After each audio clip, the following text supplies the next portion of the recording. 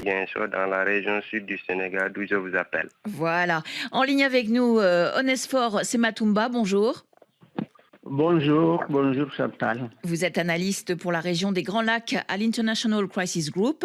Gano, vous avez la parole.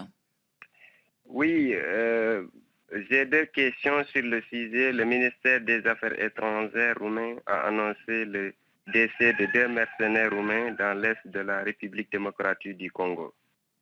Sur ce sujet, j'ai deux questions. Que sait-on de cette société privée pour laquelle ils travaillaient? Alors, Onesphore Sematumba, d'abord, avez-vous été surpris par cette information? Il faut préciser que selon la presse, les deux Roumains auraient été tués par des rebelles du M23. Oui, effectivement, ces deux Roumains sont morts au combat le 7 février exactement à 25 km à l'est de Goma, dans la cité de Saké, alors qu'ils participaient au combat contre les M23 du côté de l'armée congolaise. Donc, leur mort n'est pas une surprise, c'est plutôt la communication du ministère des Affaires étrangères qui a été une sorte de surprise parce que, en tant que mercenaire, on ne s'attendait pas à ce qu'il y ait cette communication officielle, mais les faits sont là, donc ils sont morts au front et il y a eu aussi 4 blessés roumains également. Quelle est cette société privée qui les avait recrutés? C'est ce que voulait savoir Gano. Ah, ok. Donc, ces deux morts, en fait, ces deux mercenaires roumains, travaillaient pour une société qui s'appelle Congo Protection.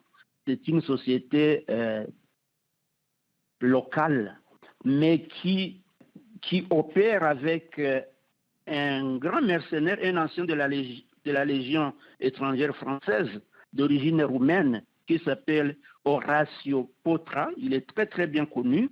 Donc il a signé un contrat avec Kinshasa, donc avec le Congo.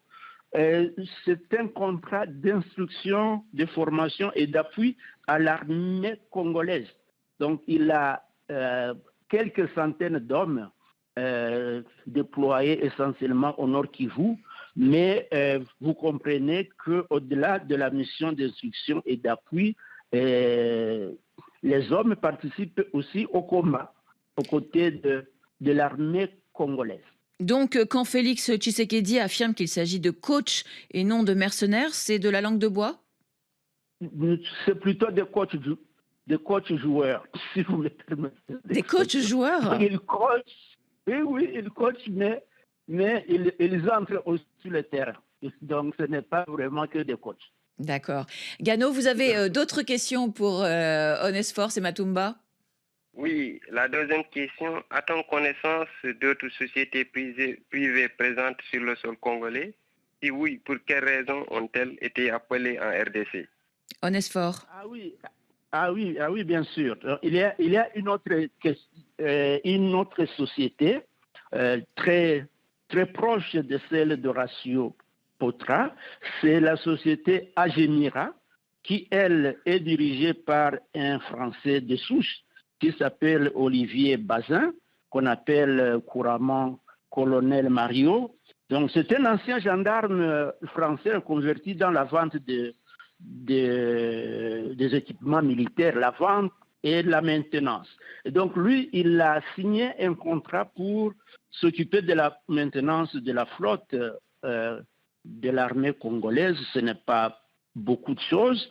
C'est deux avions Sukhoi Su-25 et deux hélicoptères, je pense, tous de fabrication russe. Donc, cette deuxième société, en fait, elle est aussi impliquée dans la réhabilitation de certaines infrastructures, notamment l'aéroport de Beni et l'aéroport de Bukavu, justement, qui sont des aéroports qui reçoivent les aéronefs de guerre de l'armée congolaise.